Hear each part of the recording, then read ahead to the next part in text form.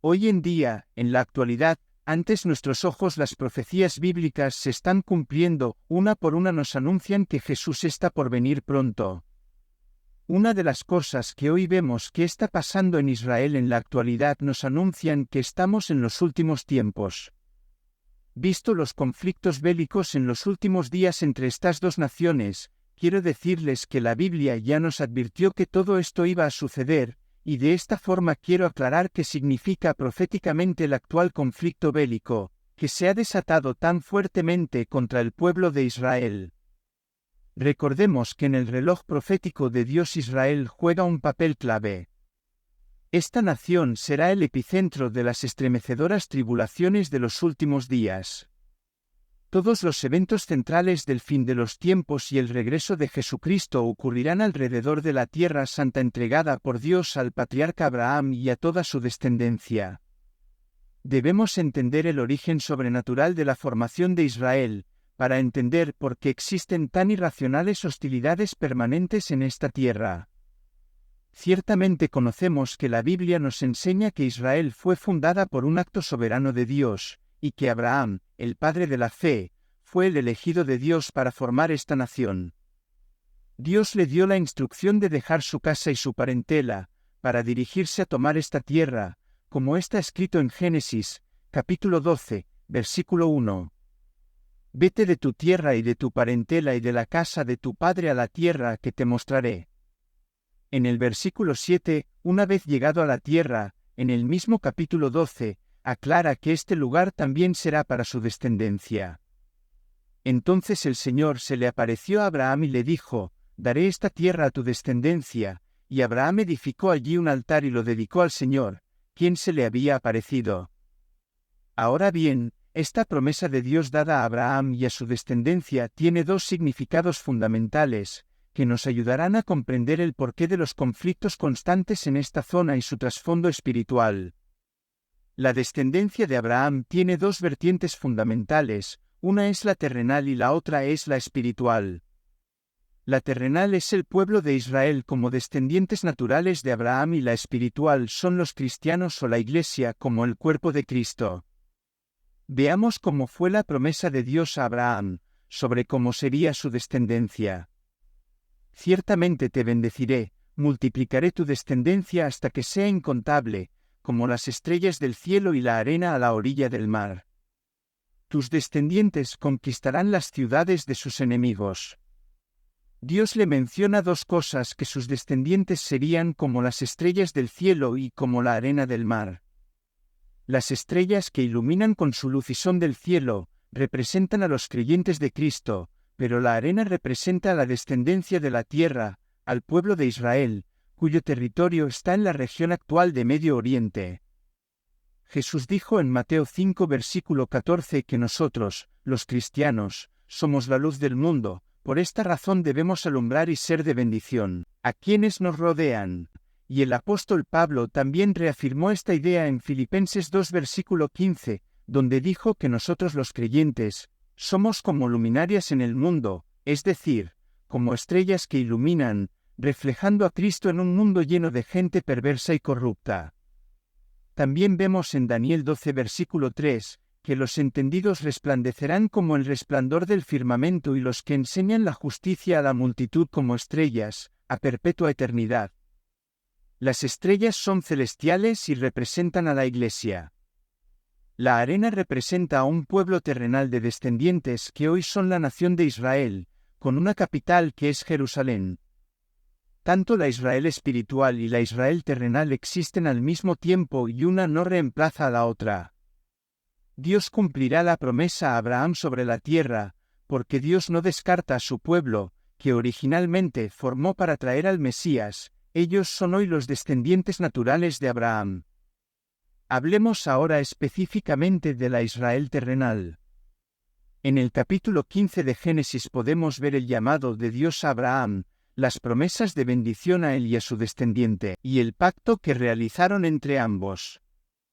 El punto clave en este estudio es la designación específica de la tierra que Dios les entregó a ellos perpetuamente. En el versículo 18 del capítulo 15 de Génesis dice, En aquel día hizo Jehová un pacto con Abraham diciendo: a tu descendiente daré esta tierra desde el río de Egipto hasta el río grande, el río Eufrates. Vemos en detalle las dimensiones de la tierra que Dios le daría. Esta tierra física y literal aún sigue siendo la promesa de Dios para la descendencia, simbolizada como la arena del mar, es decir, la Israel natural que son sus descendientes de sangre.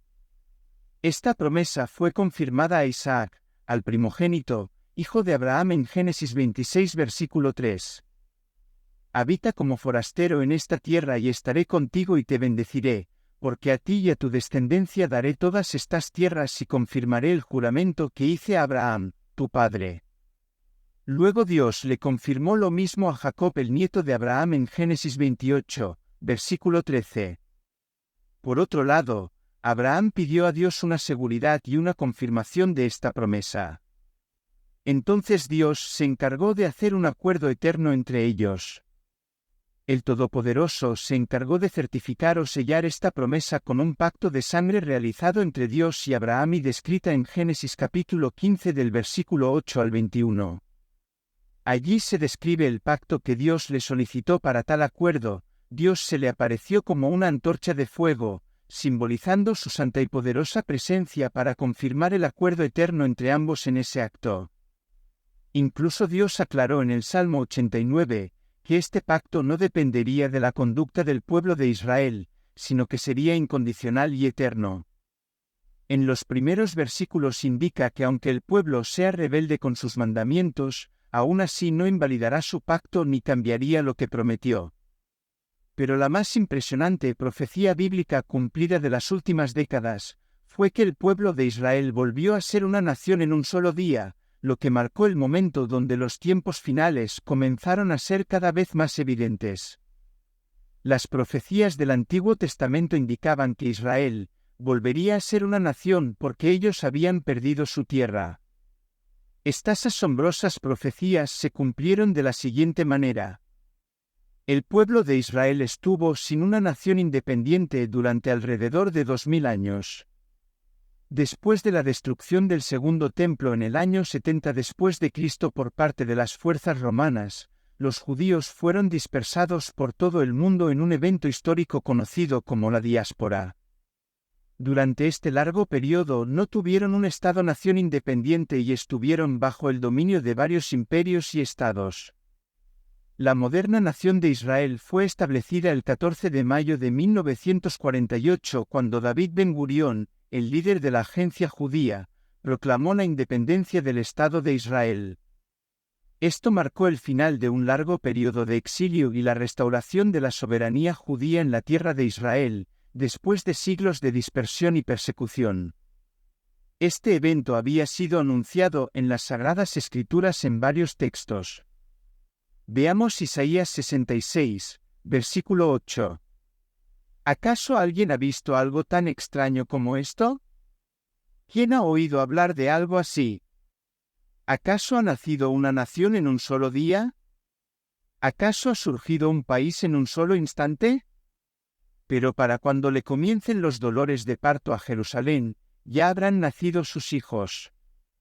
Complementariamente, esta profecía fue confirmada en Ezequiel 20, versículo 24, también en el libro de Amós, capítulo 9 del versículo 14 al 15, dice así: Traeré a mi pueblo Israel de su cautiverio, en tierras lejanas reedificarán sus ciudades que están en ruinas, y nuevamente vivirán en ellas, plantarán viñedos y huertos, comerán sus cosechas y beberán su vino.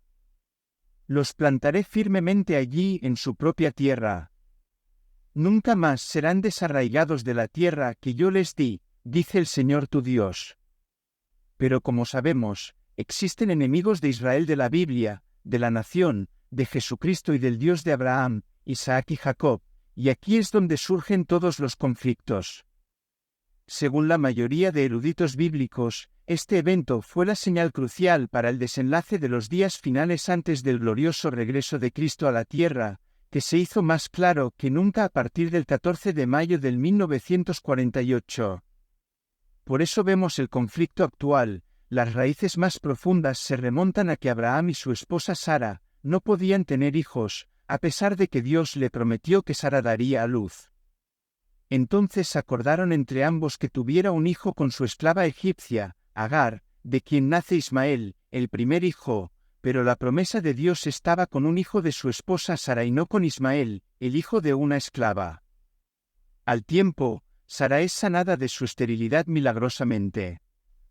Y queda embarazada de Isaac, de quien sí era la promesa de su bendición, cuyos descendientes vivirían en la tierra del actual Israel. Dios hizo la promesa a Abraham de que su descendencia heredaría la tierra de Canaán, que incluye lo que hoy se conoce como Israel y los territorios palestinos. El conflicto actual entre israelíes y palestinos tiene sus raíces en la disputa por la tierra y la autodeterminación.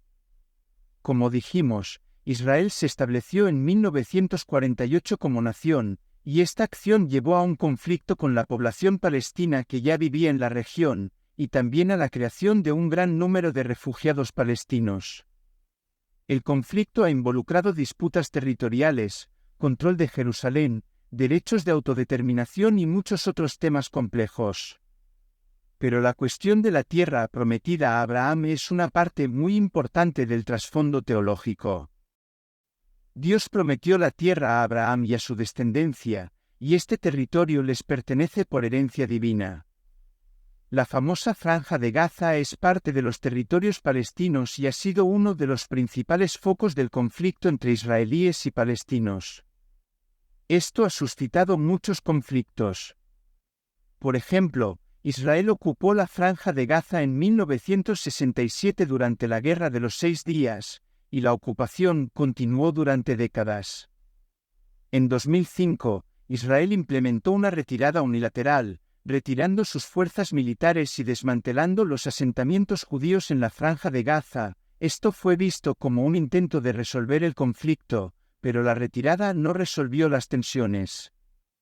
Tras la retirada israelí, el grupo islámico Hamas tomó el control de facto de la Franja de Gaza en 2007, después de enfrentamientos con la facción rival Fatah, que gobierna en Cisjordania. Desde entonces, Hamas ha mantenido el control de Gaza, mientras que la autoridad palestina liderada por Fatah gobierna en Cisjordania. Israel impuso un bloqueo a la Franja de Gaza después del ascenso de Hamas al poder, limitando la entrada y salida de personas y bienes. El bloqueo ha tenido un impacto significativo en la economía y la vida cotidiana de los habitantes de Gaza. La Franja de Gaza ha sido escenario de numerosos enfrentamientos militares entre Israel y grupos armados palestinos, especialmente Hamas. Estos enfrentamientos han resultado en ciclos de violencia y sufrimiento para la población civil en Gaza. Por eso hoy la situación en Gaza ha escalado y sigue siendo una de las principales fuentes de tensión y violencia en la región. La búsqueda de una solución pacífica y sostenible para la Franja de Gaza es un desafío continuo en el conflicto. Los enemigos del pueblo de Israel que pretenden adueñarse de lo que Dios les entregó, son los que siguen intentando atacar. Pero Dios defenderá a Israel siempre, la querrán destruir 1 y 1000 veces, pero no lo logrará. Israel de forma íntegra como Dios lo designó, será la tierra donde Jesús volverá para gobernar. Israel es el epicentro de muchas profecías bíblicas y un lugar central en el pacto de Dios con Abraham.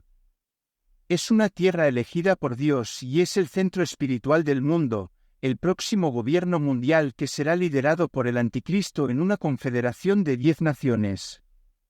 Como lo explica Apocalipsis 17 del verso 12 al 13, intentará destruir al pueblo escogido por Dios y anular la promesa del Altísimo. El Anticristo y el falso profeta serán juzgados por Dios y nadie podrá robar lo que le pertenece al pueblo que Dios escogió. Satanás odia a Dios, a su pueblo y a sus descendientes, y siempre intentó destruirlos. En el libro de Zacarías 14 verso 4, se hace referencia al regreso del Señor Jesús al Monte de los Olivos en Jerusalén. Esto nos dará una luz sobre las señales dadas por la Biblia antes de la venida de nuestro Señor Jesús. Hasta el próximo vídeo. Dios los bendiga.